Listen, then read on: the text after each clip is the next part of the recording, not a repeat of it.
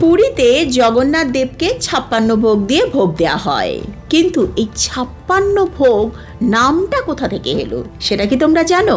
একটা দারুণ ইন্টারেস্টিং কাহিনী রয়েছে। পুরাণ কাহিনী অনুযায়ী ভগবান শ্রীকৃষ্ণ যখন গোকুলে থাকতেন তখন তিনি দিনে 8 বার করে খাবার খেতেন। তার মধ্যে থাকতো বিভিন্ন রকমের ফল, মিষ্টি, মালপোয়া, ক্ষীর, মুড়ি, মুড়কি ইত্যাদি।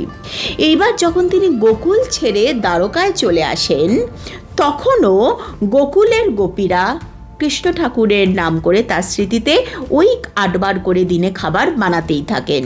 আর সেই জন্য দিনে যদি 8 বার হয় তাহলে সপ্তাহে 7 দিন, তাহলে 7 × 8 মানে 7 × 8 = 56। এটাকেই প্রতীকী হিসাবে বলা হয় 56 ভোগ।